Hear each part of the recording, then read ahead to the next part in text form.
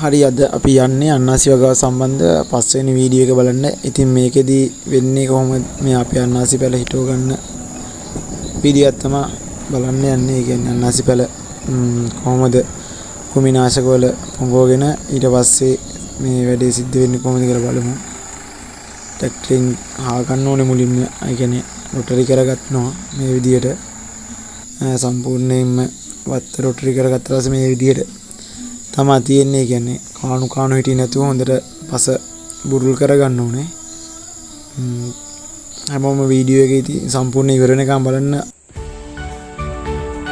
අලුතෙන්ම අන්නාසි වගාව කරන කෙනෙක්ට නම් අනිවාර්යයෙන් මෙන්න මේ විදිහට පැල ටික අරගෙන මේ වගේ යටම තියෙන අර නිකන් පොඩි කොළ ටික ගලවලා මේ කෘමිනාශක වල පුඟව ගන්න එක තමයි හොඳම. ඒ කියන්නේ කෘමිනාශක තියෙන ප්‍රොපෙනපෝස් කෘමිනාශක තමයි මෙන්න මේ වර්ගයේ කුමිනාශක තමයි අපි භාවිතා කරන්නේ. මේකේ ගහලා තියෙනවා වතුර කොච්චර ප්‍රමාණයක් කලවම් කරන්න ඕනද කියලා. මෙන්න මේ වගේ බාත් එකකට අපිට අවශ්‍ය වතුර ලීටර් ප්‍රමාණය පුරවගෙන අපිට පුළුවන් අරකෙති ගහලා තියෙන බෝතලේ ගහලා තියෙනවා මේ අවශ්‍ය ද්‍රාවණය කොපමණක් යොදන්න ඕනද කියලා. ඒකේ තියෙන විදිහට හරියටම බලලා වතුරත් එක්ක කලවම් කරලා අපේ පැල ටික මේකට දාලා විනාඩි 2ක් වගේ කාලයක් තමයි අපි පොඟව ගන්න. ඊට පස්සේ පොඟවල ඉවර වෙලා දවස් 2ක් වගේ තියලා තියෙනවා මේ විදිහට ගොඩවල් ගහලා. කෙලින් කරන්න ඕනේ නැහැ. දවස් 2-3ක් වගේ යනකන් නැත්තම් ගොඩ කාලයක් තියෙනවා නම් අනිවාර්යෙන් කෙලින් අතර තියාගන්න ඕනේ. නැත්තම් මේවා ගොබ මැලවිලා යනවා. ඊට පස්සේ මේ විදිහට අපි නේර කපා ගන්න ඕනේ. ඒ කියන්නේ මෙන්න මේ වගේ පොල්ලකින් අපි කියන්නේ නිරාතරෙන්න ඕනේ දුර සාමාන්‍යයෙන් අඩි 3.5ක් වගේ ප්‍රමාණයක් තියාගන්නවා.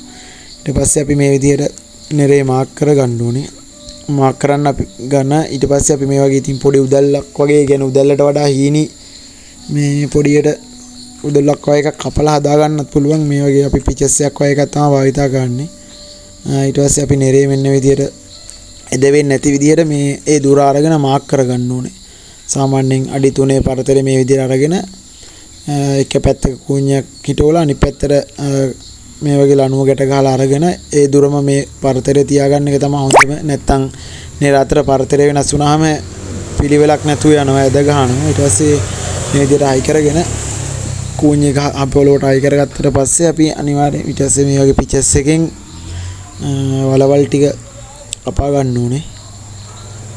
එතකොට අනිවාර්යයෙන් මේ ලණුව කෙලින් තමයි වලවල් කපා ගන්න ඕනේ. එක පෙලක් ඉස්සරහට කපාගෙන ගිහිල්ලා ඊට පස්සේ ඒකට ඒ කියන්නේ කපාන් ගිය වලවල් දෙකට මැදි වෙන විදිහට සාමාන්‍යයෙන් අඩි 1.5ක වගේ පරතරයක් තියෙන්න ඕනේ වලවල් දෙකක් අතර.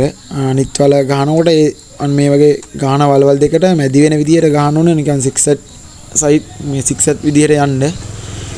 එතකොට මේ අනිවාර්යෙන් පැල අතර පරතරය හැම පැලයක්ටම මේ සාමාන්‍ය අඩි 1.5ක වගේ ગેප් එකක් හිටිනවා. එතකොට අනිවාර්යෙන් ගහ හැදිලා එනකොට මේ සාමාන්‍යයෙන් ගහට එකට හේතු වෙන්නේ නැති පරතරයක් තමයි තියාගන්න ඕනේ. මේ අලුතෙන්ම හිටවන කෙනෙක්ට නම් මේ කියන්නේ කුමිනාශක වල පොඟවන්න කලින් දිලීරනාශකයක වුණත් මේ පැල ටික පොඟවන්න පුළුවන්. ඒ කියන්නේ දිලීරනාශක තියෙනවා ගන්න. ඒ වගේ දිලීරනාශකයක් අරගෙන ඒකේ පොඟවලා දවස් 2ක් වගේ තියලා මේ කෘමිනාශකයක ඒ කියන්නේ ප්‍රොපෙනෆෝස් කෘමිනාශකයේ පොඟවලා මේ ආයෙත් තව දවස් 2ක් වගේ කාලයක් තියලා මේ පැල ටික හිටව ගන්න පුළුවන්. අනිත් එක තමයි අපි දැන් මේ වගේ පැල හිටවනකොට එක්කෙනෙක් වලවල් කපනවා අනිත් එක්කෙනා පැල ඇදලා දාලි වෙලා මේ හිටවනවා. එතකොට ඉතින් පොඩ්ඩක් පහසුයි. සාමාන්‍යයෙන් දෙන්නෙක් වගේ හොඳට වැඩ කරන්න පුළුවන් දෙන්නෙක් ඉන්නවනම් කට්ට කාලා වැඩ කරන්න පුළුවන් දෙන්නෙක් වගේ ඉන්නවනම් දවසකට පැල 1000ක් 1200ක් වගේ ප්‍රමාණයක් අනිවාර්යෙන් දෙන්නෙක් එකතු වෙලා හිටව ගන්න පුළුවන්. මේ තියෙන්නේ අපේ දැන් අර විදිහට අර වලවල් ටිකට මැදි වෙයි. කියන්නේ මැදි වෙන විදිහට මේ විදිහට එක කෙලින් හිටින්න නැති විදිහට තමයි අපි මේ අනිත් වලවල් ටික කපා ගන්න ඕනේ. සාමාන්‍යයෙන් මේ වගේ වලවල් ටික කපලා ඉවරලා එක්කෙනෙක් වලවල් කපාගෙන යනවා නිරමාක් කරගෙන. අනිත් එක්කෙනා මේ පැල ටික මේ විදිහට කොළ පැදුරට තියලා සාමාන්‍යයෙන් පැල 50ක් වගේ එකපාරේ ඉතින් තනියම උස්සගෙන අරන් එන්න පුළුවන්. වීඩියෝ එකේ තියෙනවා ඉස්සරහට අපි මේ කොහොමද පැල ගේන්නේ කියලා. මෙන්න මේ විදිහට ග්ලව්ස් දෙකක් බූට් දෙකක් ඉතින් පාවිච්චි කරන්න ඕනේ. මොකද නැත්තම් කටු වැනෙනවා වුඩ් එකක් තිබුණේ නැතු වලවල් ආරද්දි නම් වුඩ් එකක් අවශ්‍ය වෙන්නේ. ග්ලව් එකක් කැමති නම් ඉතින් දාගන්න පුළුවන්. මට නම් පුරුදු විදිය මේ ග්ලව් දෙයක් නැතුව ඒ හින්දා තමයි මම ග්ලව් දෙයක් නැතුව වැඩ කරේ. ස්පැලා දිනකොට අනිවාර්යෙන් මේ ග්ලව්ස් දෙකකුයි බූට් දෙකකුයි දාගන්න. මොකද නැත්තම් කටු වෙනවා. මේ කටු වෙනුනහම ටික දවසක් යනවා යාර කටු වල සැරට තුවාල අඩු වෙන්නේ. මෙන්න මේ විදියට අපි මේ පැල 50ක් වගේ යන්නේ සාමාන්‍යයෙන්. ලොකුම පැල නම්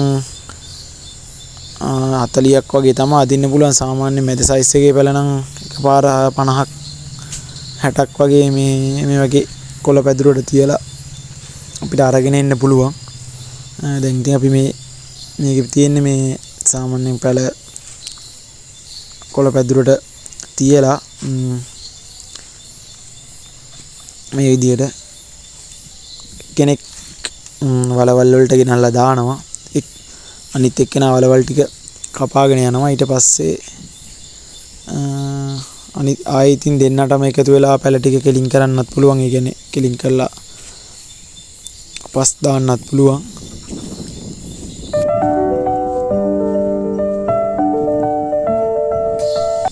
අලුතෙන් හිටවන කෙනෙක්ට ඉතින් මේ විදියට තනියම පැල ටික කොළ පැදුරක වගේ තියලා ගැට ගන්න අරන් යන්න අමාරු නම් දෙන්නෙක් වගේ ඉන්නවනම් දෙන්නෙක් එකතු වෙලා ට්‍රොලියක් වගේ එකක් හදා ගන්න පුළුවන්. මේ කියන්නේ සාමාන්‍යයෙන් උණ බාට දෙයක් වගේ රිංග වල ට්‍රොලියක් වගේ එකක් හදාගත්තොත් ඒක මැද්දට මේ පැල කොමත් එකපාර 100ක් විතර පටවගෙන ගිහිල්ලා දා ගන්නත් පුළුවන්. මොකද ඒතකොට දෙන්නම ඉන්න නිසා ලොකු අමාරුවක් නෑ.